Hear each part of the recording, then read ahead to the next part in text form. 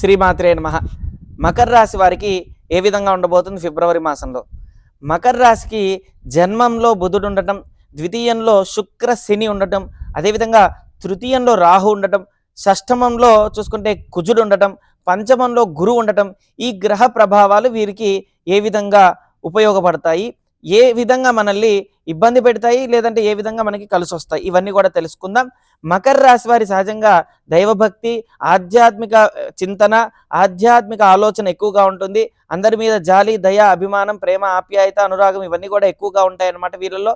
అయితే వీరికి ఈ సమయం చూసుకుంటే కనుక మరి బుధుడు జన్మంలో ఉన్నాడు కాబట్టి మొండిగా ఉండటం, ఎవరి మాట వినకపోవడం, వీరికి ఏదైతే తోచిందో అదే చేస్తారు. ఎవరెన్ని చెప్పినా వినరు, ఎందుకంటే బుధుడి యొక్క ప్రభావం చేత. అయితే 10 మందికి హాని చేయాలనే ఆలోచన లేకపోయినా 10 మందికి వీరు చేసేది హానిలాగానే అనిపించే అవకాశం ఉందన్నమాట. అయితే వీరికి ద్వితీయంలో చూసుకుంటే శుక్ర శని కలయికతో ఉండటం జరుగుతుంది కాబట్టి కుటుంబ వ్యవహారంలో చాలా జాగ్రత్తగా ఆచితూచి అడుగు వేస్తే మంచిది, మౌనంగా ఉంటే మంచిది. వీరికి రానున్న రోజులు చాలా చాలా మంచి రోజులనే అర్థమవుతూ ఉందన్నమాట. ఎందుకంటే ఇప్పటి వరకు కూడా వీరు అనేక రకముల సమస్యలు ఎదురయ్యాయి. 7 సంవత్సరాల నుంచి ఎన్నో ఇబ్బందులు పడుతూ ఉన్నారు. ఎన్నో చెప్పలేని సమస్యలు ఎదురయ్యాయి. సంతానపరంగా, ఆరోగ్యపరంగా, ఐశ్వర్యపరంగా, ధనపరంగా, వ్యాపారపరంగా, ఉద్యోగపరంగా అన్ని రకాలుగా ఇబ్బందులు పడ్డాయి అన్నమాట. దంపతుల మధ్య సఖ్యత లేకపోవడం, అవగాహన లేకపోవడం, ఇలాంటివన్నీ రకరకాలుగా ఇబ్బందులు అనేది చూశారు. అయితే వీరికి మార్చ్ 29 తర్వాత నుంచి మంచి రోజులు రానున్నాయన్నమాట.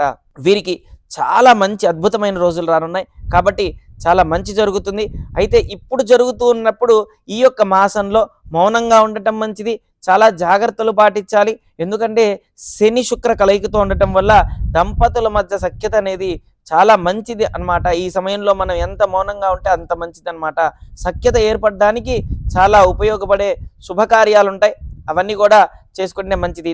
ద్వితీయంలో శుక్ర శని కలయికతో ఉంది కాబట్టి ఎప్పుడైతే ఈ శుక్ర శని కలయికతో ఉందో మంచి జరుగుతుంది, లాభాలు చేకూరుతాయి, ధన ప్రాప్తి, ధన సంపాదన అన్నిటిలో కూడా వృద్ధి చెందడం, దంపతుల మధ్య సఖ్యత పెరగడం, ఆప్యాయత ఇవన్నీ కూడా సూచిస్తూ ఉంటుందన్నమాట. అదేవిధంగా తృతీయంలో చూసుకుంటే రాహు ఉన్నాడనమాట. అదేవిధంగా అన్నదమ్ముల మధ్య సఖ్యత అనేది కొద్దిగా లోపించే అవకాశం ఉంది. అనవసరమైన భేదాభిప్రాయాలు ఎక్కువగా అయ్యే అవకాశం ఉన్నాయి. దానికి కారణం రాహు అన్నమాట. రాహు ప్రభావం చేత అనవసరమైన ఆలోచన, అనవసరంగా మరి కాన్సన్ట్రేషన్ లేకపోవడం, కాన్సన్ట్రేషన్ కూడా అన్నదమ్ముల మధ్య భేదాభిప్రాయాలుగా ఎక్కువగా ఉంటుంది, కానీ మంచిగా చాలా తక్కువగా ఉంటుంది అన్నమాట. మంచి ఆలోచన చాలా తక్కువగా ఉంటుంది మకర రాశి వారి అన్నదమ్ముల మధ్య. ఎందుకంటే ఇప్పుడు రాహు ఉన్నాడు కాబట్టి చాలా జాగ్రత్తగా ఆచితూచి అడుగు వేస్తే మంచిది, మౌనంగా ఉంటే మంచిది. అయితే మనకి ఏ గ్రహ ప్రభావాలు బాగున్నాయి, ఏ గ్రహ ప్రభావాలు బాగాలేదు, ఏ గ్రహం చేత మనకి ఇబ్బందులు పడుతూ ఉన్నాం అవన్నీ కూడా తెలుసుకొని ఆరాధిస్తూ అర్చిస్తే చాలా మంచిదన్నమాట. ముందుగా రవిగ్రహం దగ్గర నుంచి చూసుకుంటే కనుక అన్నిట్లో కూడా సూర్యనారాయణ స్వామి సంబంధించింది గ్రహం కాబట్టి ఆ గ్రహ ప్రభావం నుంచి అన్ని కూడా తెలుసుకుందాం. సూర్యగ్రహం కనుక సరిగా లేకపోతే కోపము, క్రోధము, ఆవేశము, ఆత్మపీడ ఇవన్నీ కూడా ఎదురవుతూ ఉంటాయి అన్నమాట.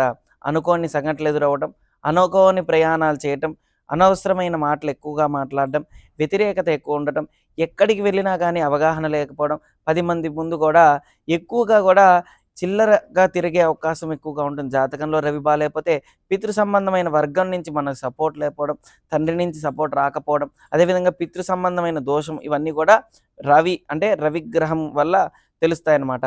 కాబట్టి జాతకంలో రవి బాగుంటే కనుక పితృ వర్గం నుంచి సపోర్ట్ ఉండటం, పితృ సంబంధమైన యోగ్యం కలగటం, పితృ సంబంధమైన వస్తున్న పరంపర అనేది అభివృద్ధిలోకి రావడం, పుత్ర సంబంధమైన యోగం కలగడం, స్త్రీ సంబంధమైన యోగం కలగడం, సంతాన యోగం కలగడం ఇవన్నీ కూడా రవిగ్రహం వల్ల జరుగుతుందన్నమాట. మన జాతకాన్ని పరిశీలించినప్పుడు రవి ఏ స్థానంలో ఉన్నాడో తెలుసుకొని పరిశీలించి దాని ద్వారా యోగ్యాన్ని తెలిస్తే మంచి ఫలితం ఉంటుందన్నమాట. అదేవిధంగా చంద్ర మనకి మనఃకారకుడు కాబట్టి ఒకవేళ చంద్రుడు సరిగా లేకపోతే మానసికమైన ఆలోచనలు ఎక్కువ ఉండడం, మనఃప్రశాంతత లేకపోవడం, క్రోధం, ఆవేశం, ఆలోచన ఎక్కువగా ఉండటం, అనవసరమైన మాటలు మాట్లాడుతూ ఉండటం, అనవసరంగా మనస్పర్ధలు తెచ్చుకోవడం, ఎక్కువ అనవసరమైన ఆలోచన ఎక్కువగా పెట్టుకొని మానసికమైన ఆవేదనకు ఎక్కువ గురవటం ఇవన్నీ కూడా చంద్రుడు బాగాలేకపోతే జరుగుతుంది. కానీ చంద్రుడు బాగుంటే మనకి అన్నిట్లో కూడా విజయం సాధించడం, ఏదనుకుంటే అది జరగటం, ప్రశాంతత ఉండటం, మనసులో ఏదైతే అనుకుంటో అది ఖచ్చితంగా కూడా అన్నిట్లో కూడా విజయం సాధించటం, ప్రేమ, ఆప్యాయత, జాలి, దయ, అభిమానం, ఈర్ష్య, అసూయ, అహంకారాలన్నిటికీ కూడా కొన్ని కొన్ని విధాలుగా చంద్రుడు బాలేకపోతే తెలుస్తుంది. జాతకంలో చంద్రుడు బాగుంటే ఇవన్నీ కూడా మంచి స్థితిలో మంచిగా ఉంటాయన్నమాట. అందరూ ప్రేమగా ఉండటం ఇలాంటివి జరుగుతాయన్నమాట. ఈర్ష్య లేకుండా ఉండటం, అహంకారం లేకుండా ఉండటం ఇలాంటివి జరుగుతాయి. ఒకవేళ కుజుడు బాలేకపోతే జాతకంలో రుణ బాధ అనమాట. మనకి గ్రహాల్లో 2 గ్రహాలు చాలా పెద్దవన్నమాట. పెద్ద గ్రహాలంటే ఒకటి కుజగ్రహం, రెండోది శనిగ్రహం. కుజుడు కర్మకారకుడు, అదేవిధంగా రుణకారకుడు. మనం చేసిన రుణం, దైవతా రుణం, మనుష్య రుణం, పాతృ రుణం, పితృ రుణం ఇలా కొన్ని లక్షల రుణాలుంటాయి. కాబట్టి ఆ రుణానికి సంబంధించింది ఏదో ఒక విధంగా కుజుడు బాలేకపోతే ఒక వ్యక్తి, మనం నమ్మిన వ్యక్తి మనల్ని మోసం చేయడం గానీ, మన దగ్గర డబ్బులు లేదంటే మన దగ్గర ద్రవ్యం అపహరించడం గానీ ఇవన్నీ కూడా కుజుడు బాలేకపోతే జరుగుతాయన్నమాట.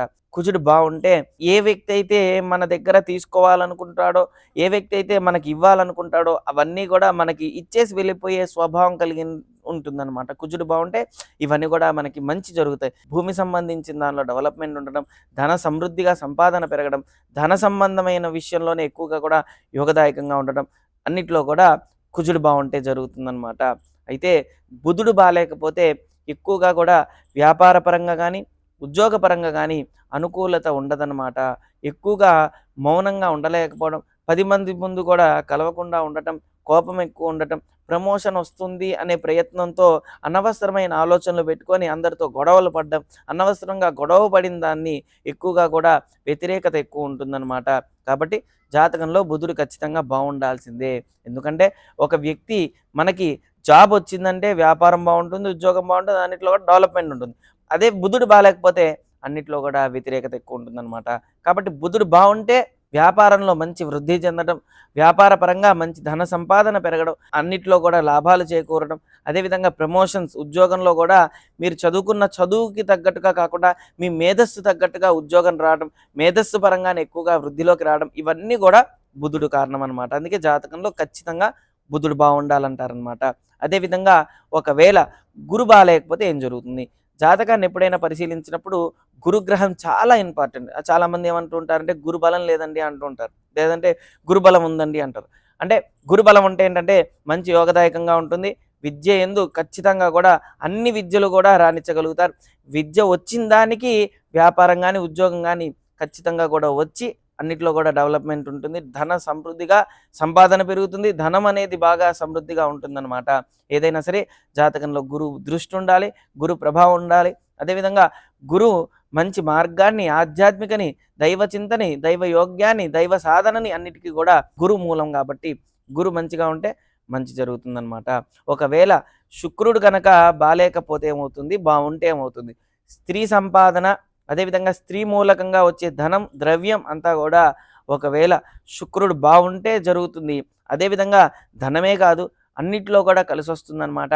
వివాహమైన వ్యక్తికి స్త్రీ గనక శుక్రుడు మంచి యోగంగా ఉంటే మంచి స్త్రీ రావడం, ఇచ్చిన స్త్రీ అనుకూలత ఉండటం, అన్నిట్లో లాభాలు చేకూరడం, వ్యాపారం నందు గాని, ఉద్యోగం నందు గాని అనుకూలత ఎక్కువ ఉండటం, అదేవిధంగా ప్రేమ, ఆప్యాయత ఎక్కువగా ఉండటం. స్త్రీ అయినా, పురుషులైనా శుక్రుడు గనక బాలేకపోతే గొడవలు అవుతూ ఉంటాయి. భార్యాభర్తల మధ్య సఖ్యత ఉండదు. ఏదో ఒక సమస్య ఎదురవుతూ ఉంటుంది. మనస్పర్ధలు ఎక్కువ వస్తుంటాయి. అనవసరమైన ఆలోచన ఎక్కువ పెట్టుకోవడం, గొడవలు పడడం ఇవన్నీ ఒక రకమైన సమస్యలుంటాయి. కాబట్టి శుక్రుడు ఖచ్చితంగా కూడా బావుండాలి. శనిగ్రహం బాలేకపోతే గొడవలవుతూ ఉంటాయి, మనస్పర్ధలొస్తాయి. ఎక్కడికన్నా వెళ్ళేటప్పుడు, ప్రయాణం అప్పుడు గొడవలవుతూ ఉంటాయి. యాక్సిడెంట్లు, వాహనాది ప్రమాదాలు, మోకాలు నొప్పులు ఇవన్నీ కూడా శని బాలేకపోతే జరుగుతాయి. మంచి మాట్లాడినా చెడుగా అర్థం చేసుకోవడం, మంచి మాట్లాడినా మంచిగా సహాయం చేసినా చెడు అభిప్రాయాలతో చూడటం ఇవన్నీ కూడా జరుగుతాయి. కానీ మన జాతకంలో శని బావుంటే కర్మ కాబట్టి ఫస్ట్ మన కర్మ ఎలా ఉందనేది జాతకం బట్టే తెలుస్తుంది. కాబట్టి శని బావుంటే అన్నిట్లో యోగదాయకంగా ఉంటుంది. అన్నిట్లో కలిసొస్తుంది. ఏదైతే మీరు అనుకుంటారో అన్నిట్లో కూడా లాభాలు చేకూరుతాయి. ప్రాణ సంబంధించిన విషయాల్లోనే 10 మందికి సహాయం చేయగలుగుతారు. ఎవరికైతే ఇబ్బంది పడుతూ ఉన్నారో ప్రాణం అంటే మనకి అన్న సంబంధించింది ప్రాణాపానం అంటారు. అంటే అన్నానికి సంబంధించింది 10 మందికి సహాయం చేయడం, అన్నదానం చేయడం, అన్నంలో కూడా ప్రత్యేకించి అందరికీ కూడా రావాలి అని ఎక్కువగా సంపాదనలో ఎక్కువగా శని బావుంటే దాన ధర్మాలు చేసే గుణం ఎక్కువగా ఉంటుందన్నమాట. కాబట్టి రాహుకేతులు మనకి చూసుకుంటే గనక పాప దృష్టి కనుక ఉంటే పాప ప్రభావం, స్థిరత్వం లేకపోవడం, కాన్సంట్రేషన్ లేకపోవడం, వ్యాపారం నందు, ఉద్యోగం నందు కానీ అన్నిట్లో కూడా స్థిరత్వం లేకపోవడం ఇవన్నీ కూడా ఉంటాయన్నమాట. ఆరోగ్య సమస్యలు ఉండటం ఇవన్నీ కూడా. రాహు గనక బావుంటే మంచి స్థితిగా ఉండటం, ఆరోగ్యం బావుండటం, వ్యాపారం నందు గాని, ఉద్యోగం నందు గాని ప్రమోషన్‌లు ఆగకుండా వస్తూ ఉండటం, అన్నిట్లో వృద్ధి చెందటం ఇవన్నీ కూడా జరుగుతాయన్నమాట. కేతు కనుక సరిగ్గా లేకపోతే స్థిరత్వం మీద కొడుతుంది. అదే విధంగా మెయిన్‌గా మేధస్సు మీద కొడుతుంది. ఎంత చదువుకున్నా కేతు గనక ఉంటే మనకి మంచి స్కిల్స్ అనేది డెవలప్‌మెంట్ చేసేది కేతు అన్నమాట. స్కిల్స్ ఎలా ప్రణాళిక చేయాలి, మనం ఏదైనా సరే వ్యాపారం గాని, ఉద్యోగం గాని ఎలా ప్రణాళిక రచించి దాన్ని ఎలా అమలు చేయాలనే ఆలోచనలు 100 రకాలుగా ఆలోచించేది కేతు అన్నమాట.